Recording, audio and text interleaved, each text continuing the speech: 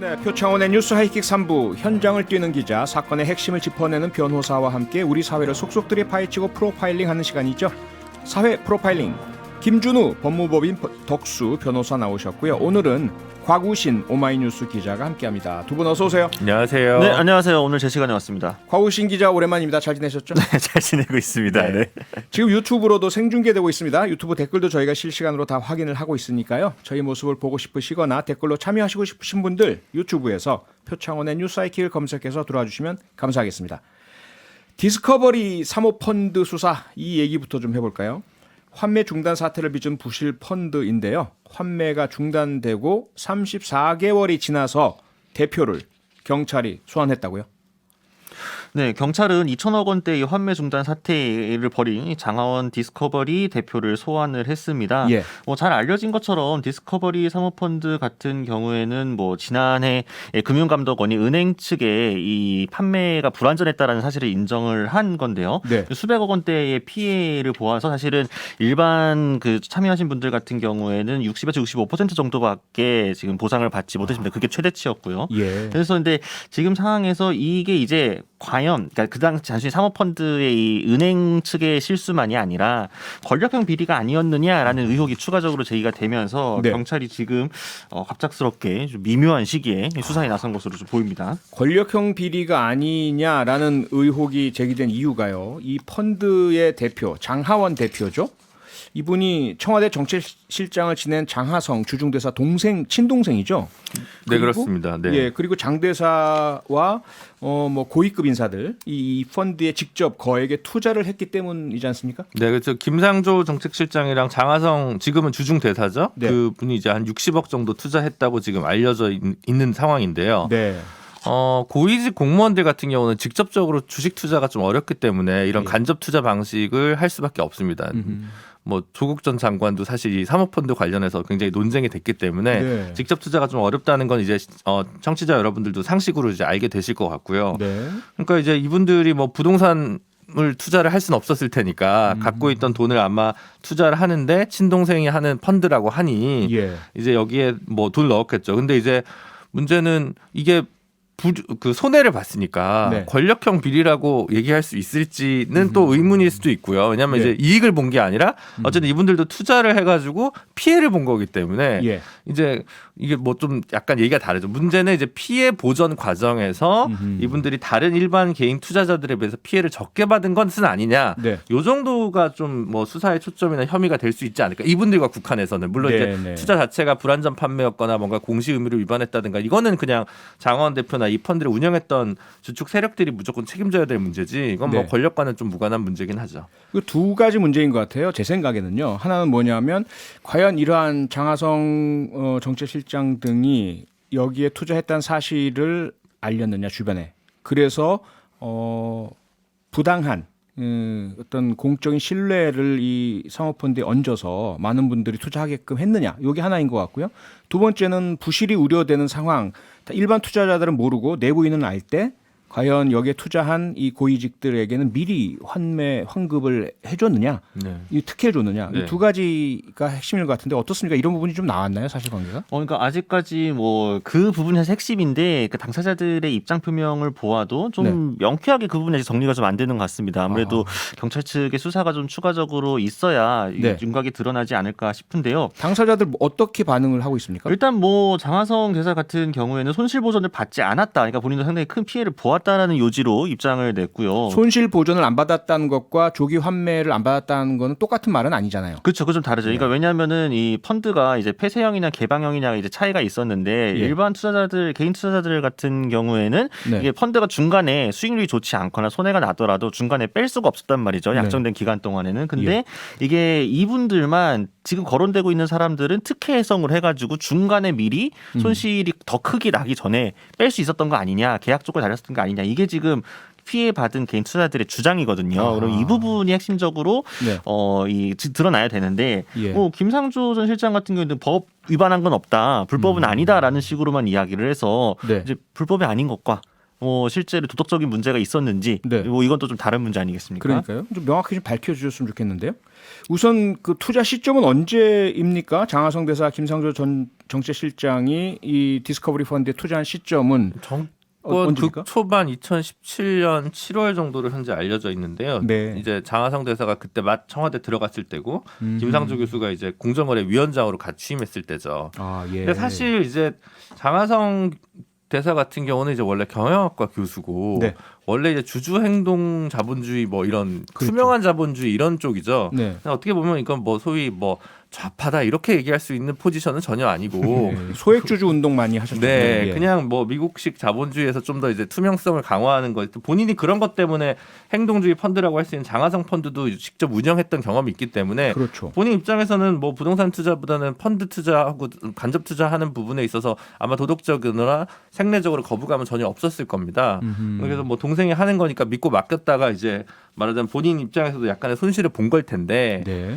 법적으로는 분명히 검토를 받았을 거고 이것은 다 고위공직자이기 때문에 그 신고가 다 재산 신고가 됐을 거고 직무 관련성 여부도 다 검토가 돼가지고 이게 통과가 됐을 겁니다. 그래서 이 펀드에 가입했던 시점이나 이 펀드 운영 과정에서의 뭐 절차적 하자나 이런 것들은 좀 발견하기는 어려울 것 같고요. 이제 네. 결국 펀드가 잘 안 됐기 때문에 그 과정에서 좀 먼저 엑시트를 해서 리스크나 피해액을 좀 줄인 거 있냐 없냐 이 부분만 좀 밝혀지면 될 것 같습니다. 네. 그러니까 재산 신고액을 보면은 재산이 제대로 신고된 건 맞거든요. 액수를 예. 보게 되면은 다만인데 이제 방금 말씀해주신 내용과도 연관되는데, 그러니까 장하성 펀드가 사실 어떻게 보면 ESG가 지금 한참 열풍인데 이게 선구자격인 그게 있는 거잖아요. 지배 구조를 개선하고 소액주주의 권리를 보장을 하고. 네. 근데 이제 그런 운동을 주도했던 사람이 이런 대규모 사모펀드에 해가지고 특히나 수많은 손 피해자들을 양산한 이런 데 참여했다는 것 자체가 일반인 보통 대중들이 받아들였을 때 도덕적인 좀 거부감이 있을 수 있을 것 같습니다. 정서적인 반감이 생기겠죠. 네, 그리고 예. 사실 김상조 전 실장도 기억하시겠지만 청와대에서 나올 때 핵심적으로 문제가 됐던 거는 법 위반이 아니라 그때 이제 예. 전세금을 이 임대차 3법이 시행되기 직전에 좀 과도하게 올렸다라는 거였잖아요. 그렇죠.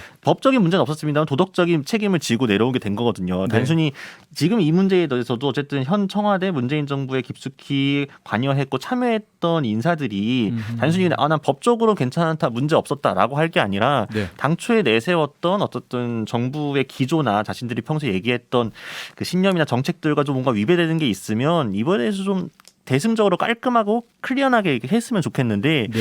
그 부분이 소극적으로 법적으로 문제 없으니까 괜찮습니다. 이 정도로만 나서는 건 조금 이해가 되지 않습니다. 김준호 변호사, 어쨌든 경찰이 환매 중단 사태 난 지 34개월 만에 대표를 소환했습니다. 뭔가 수사가 그동안 진행됐다는 이야기고 또 앞으로 수사가 더 강도 높게 이루어진다는 것으로 보이는데 어떤 부분이 핵심이고 앞으로 어떻게 수사가 전개돼야 할까요? 결국 이제 만기 후 환매나 뭐 이 손실보상 과정에서 특별한 특혜가 없었는지 그리고 네. 이 두 분뿐만 아니라 소위 이제 고위공직자 내지는 뭐 어쨌든 뭐 VIP 리스트라고 불리는 명단이 있었다는 지금 보도도 있는데 네. 그와 관련돼서 특별히 다른 취급을 했다면 그와 관련된 아무래도 문제가 가장 쟁점이 될 것 같고요. 다만 이게 3년 가까이 된 시간이 지나서야 이렇게 수사가 되는 경위에 대해서는 저도 좀 의아해서 네. 왜 이 시점에서 이렇게 된 것일까에 대해서는 좀 맥락이 궁금하긴 합니다. 예. 네, 저희들 잠시 광고 듣고 바로 돌아오겠습니다. 네, 핵심을 잘 짚어내는 변호사, 현장을 잘 아는 기자와 함께하는 사회 프로파일링 김준호 변호사, 곽우신 기자 두 분과 함께하고 있습니다. 네, 이번엔 정말 이게 충격적이고 좀 화나는 소식이네요. 유명 성형외과 수술실에서 또다시 부적절한 일이 있었다고 합니다. 지금 온라인 공간이 이 사건 때문에 시끌벅적하다면서요.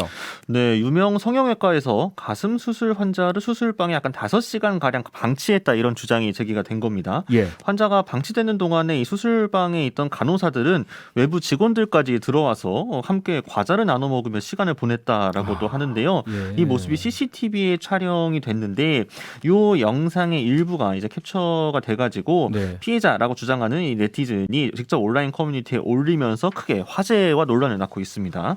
이 뭐 사안 자체도 충격적이기도 하지만 사실 이런 일이 있다 하더라도 환자가 관련된 CCTV 영상 확보한다는 게 쉽지 않지 않습니까? 어떻게 확보를 했을까요? 이 가슴 수술 과정에서 이제 뭐 보정이 필요해서 재수술을 했던 환자였던 것 같습니다. 네. 그래서 이제 세 번째 수술을 하고 나서는 그 후유증이 너무 심해서 뭔가 구토나 어지럼증 뭐 이러니까 혹시 자신이 감염되지는 않았을까 수술 네. 과정에서 이런 극도의 두려움이 빠져서 병원에 계속 찾아가서 항의를 해가지고 결국 예. CCTV를 이제 꺼내 보게 된 건데 거기에서 이제 몇 가지 사단이 나는 문제가 될 수 있는 사실들이 이제 발견된 거죠. 네. 예.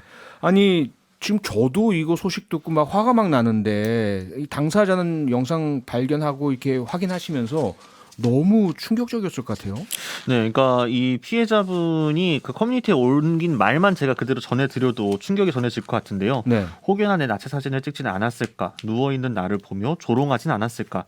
나를 보고 웃는 것인가? 내 나체 사진이 찍혀 누군가에게 보이고 있는 건 아닌가? 이런 생각들에 휩싸여 정신적으로 굉장히 힘들다. 말로는 표현 못할 수치스러움으로 가득하다. 이렇게 적었습니다. 아하.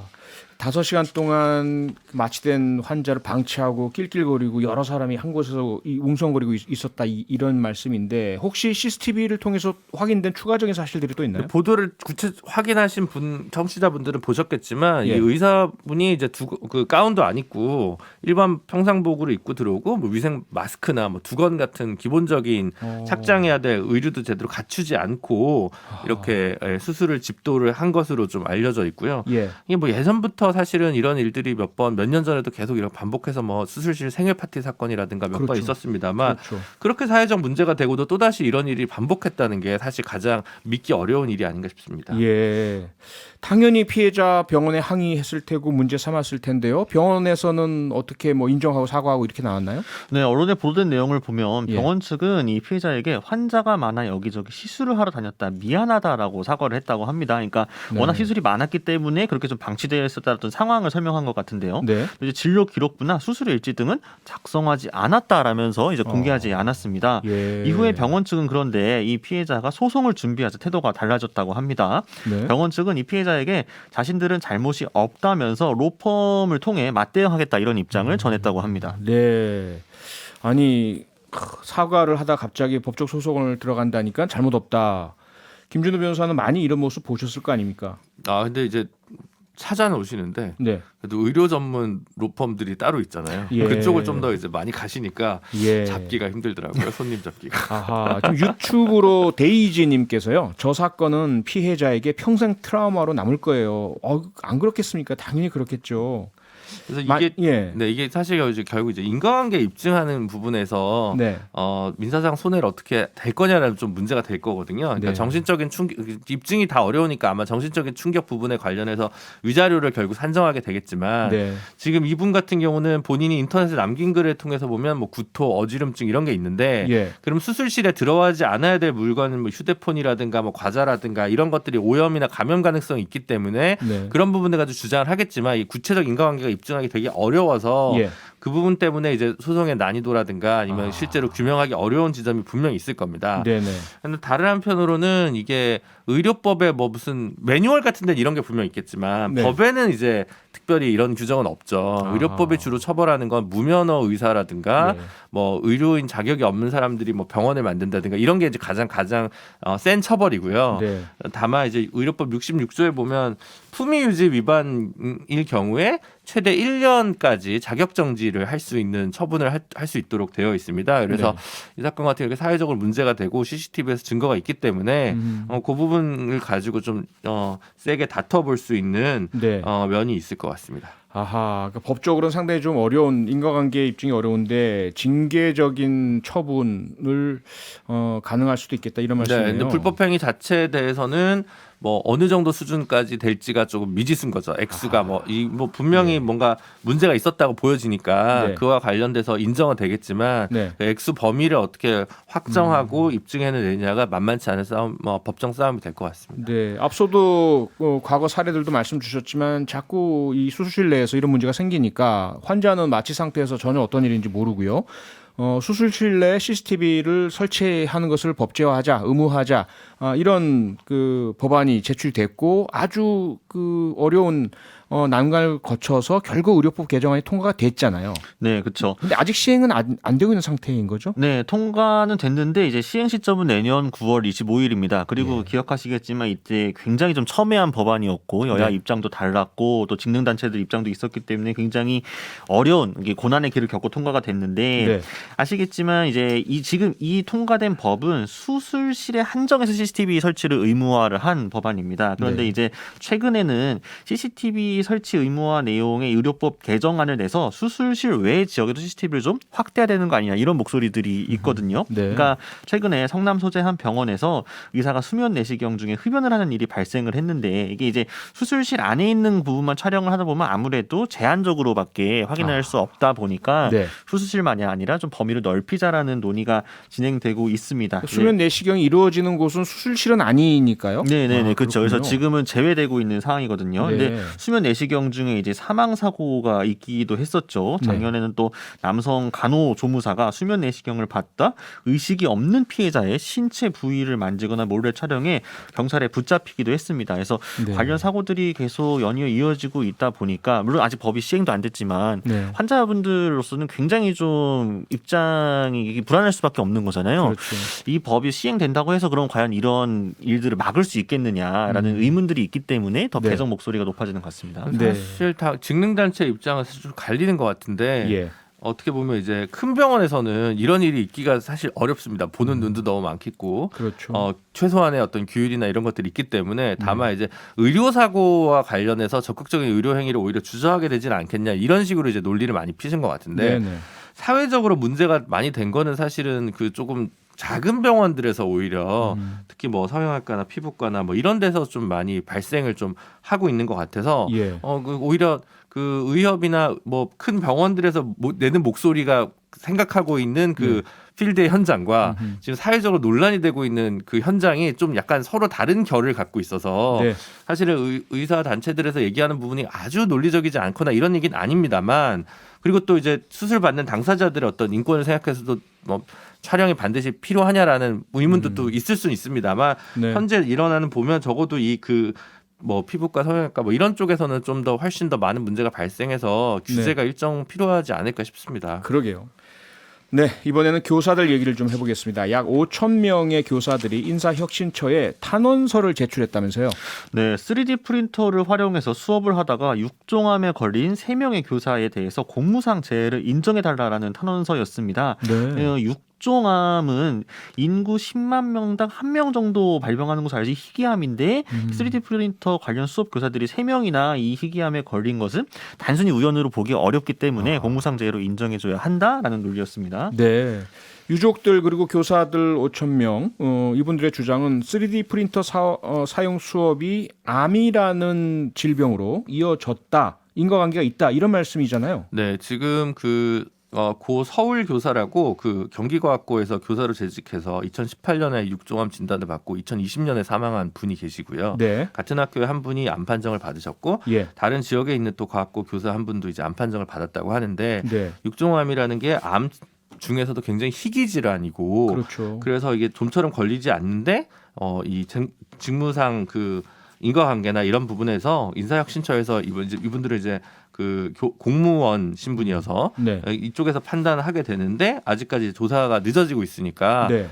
빨리 이제 공무상 재해를 인정해 달라라고 강력히 요구를 하고 있는 거고요. 네. 이분들이 과학고에서 학생들에게 3D 프린터 사용을 좀 더 열심히 가르치는 과정에서 너무 화학 물질에 많이 노출되면서 생겼을 가능성을 유족분들이나 이런 뭐 산업재해 관련 단체들이 현재 주장하고 있는 상황입니다. 네.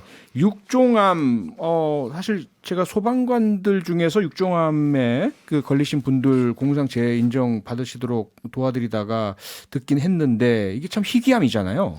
네, 그러니까 앞서 말씀드린 것처럼 10만 명당 1명 정도가 걸린다고 합니다. 전체 암에서의 비중도 1% 미만이라고 하니까 사실 굉장히 희귀한 암이라고 볼 수 있겠죠. 예. 그래서 희귀 질환의 특정 사업장 발병률이 유달리 높을 경우에는 이를 노동자에게 유리한 간접 사실로 보아야 된다. 그래서 산업재해로 인정해야 한다라는 게 판례입니다. 이게 다들 아시는 것처럼 삼성 LCD 공장의 다발성 경화증이 여러 차례 발병했을 때 네. 대법원에서 이렇게 인정을 했거든요. 그러니까 직접적으로 명확하게 인과관계가 과학적으로 완전히 다 증명되지 않는다 하더라도 네. 간접적으로는 이거는 인과관계로 볼 수 있다라고 보는 겁니다. 예. 그러니까 참 어려운 게 그 소방관들도 마찬가지 사례였는데 의학적으로 아직까지는 암과 직무상의 위험 사이의 인과관계 입증이 대단히 어려운 것이 현대의학의 한계라고 하더라고요. 네. 그럼 이거 어떻게 밝힐 수 있을까요? 3D 프린터와 육정암 사이의 관계.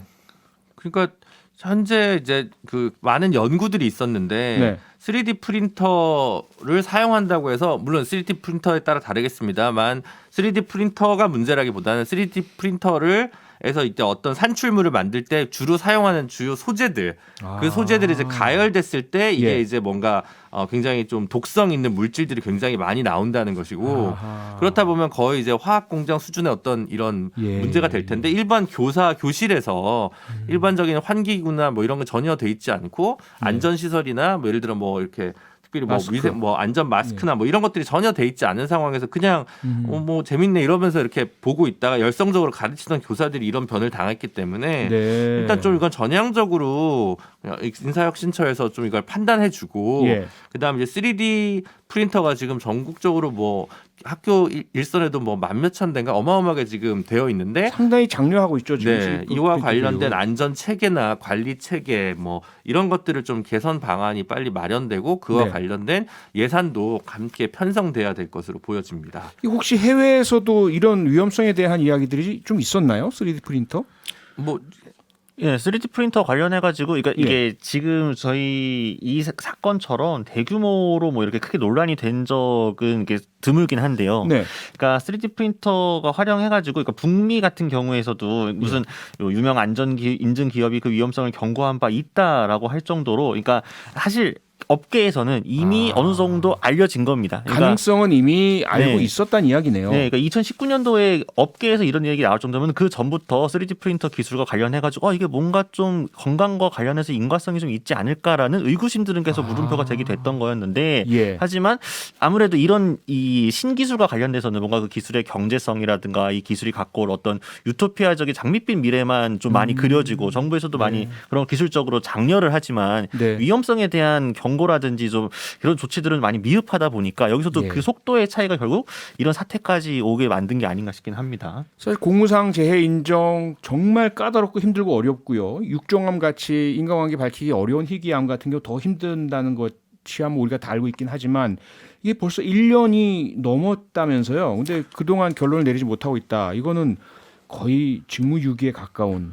평균적으로 이제 한 뭐 1년 정도는 많이 걸리는 것 같긴 합니다. 이게 워낙 뭐 까다로운 문제긴 하기 때문에 네. 근데 이제 이걸 평균적으로 그 정도는 걸리는데 이제 네. 더 넘어가니까 좀 이제 그 1년을 기해서 뭔가 유족들이 이제 뭔가 뭐 국민청원이나 이런 방식을 통해서 다시 문제를 좀 환기해서 예. 인사혁신처가 좀 빨리 좋은 결과를 낼 수 있도록 뭐 영향력을 행사하는 캠페인을 벌인 것으로 보여지고요. 네. 이게 공무원분들을 이제 본인이 새로운 선례를 만드는 것에 굉장히 주저하기 때문에 정 안 되면 그냥 본인이 책임지기보다는 뭐 법원의 판단을 기다리는 방식으로 되게 소극적으로 행정하는 경우가 워낙 많아서 네. 이 부분은 그 관련해서 전결권이 있는 어느 정도 그 고위직에 있는 공무원분이 빨리 좀 결단을 해주셔야 될 문제라고 저는 보여지거든요. 결단이 필요하다. 네. 미니로 김유정님께서요. 그럼 학생들은요? 라는 질문 주셨는데 앞서 곽우신 기자께서 북미 최대의 3D 프린터 관련 박람회에서도 유명한 안전인증 기업이 이 위험성이 있다라는 경고를 한 적이 있다라고 하셨고요. 김준호 변호사께서도 이게 3D 프린터 가동 시에 사용한 화학물질들이 많이 흡입하면 위험할 수도 있다라는 이런 부분들을 말씀해 주셨는데 그렇다면 이런 일이 발생하지 않도록 뭔가 안전 조치를 취해야 되는 건 아닙니까? 네, 그렇죠. 최근에 이제 그 강민정 의원실에서 국회에서 한 2주 전 정도에 토론회를 한번 개최를 했었는데 예. 그때 사망한 그 서울 교사의 그 뭐 유족도 와서 아마 증인을 한 것으로 보도가 되었거든요. 네. 그래서 이제 결국은 그 안전 인증을 하고 기기에 대해서 그 재료에 대해서도 그렇고 예. 그다음에 이제 환기 시설이나 뭐 안전 교육을 또 진행한다든가 뭐 네. 이런 여러 가지 정책 대안들이 좀 논의가 되었는데 네. 관련해서 예산 편성도 필요하다는 얘기가 좀 강조되었고요. 네. 다만 학생들 같은 경우는 그렇게 이 교사들처럼 오랫동안 자주 노출된 건 아니었기 때문에 아마 발병이 되거나 이러진 않았을 것 같습니다. 근데 네. 지금 뭐 굉장히 열정적인 교사들이어가지고 한꺼번에 몇 대를 설치해가지고 본다든가 본인이 미리 실험도 하고 예. 뭐 이런 여러 가지 일들이 있고 또 오랫동안 누적되다 보니까 이런 문제가 발생한 것 같습니다. 네, 너무 걱정은 하실 필요 없을 것 같고요. 이런 특수한 경우라는 것 분명히 이해를 해주셨으면 감사할 것 같습니다. 네, 사회 프로파일링 여기서 마치겠습니다. 지금까지 곽우신 기자, 김준우 변호사 두 분과 함께했습니다. 고맙습니다. 감사합니다.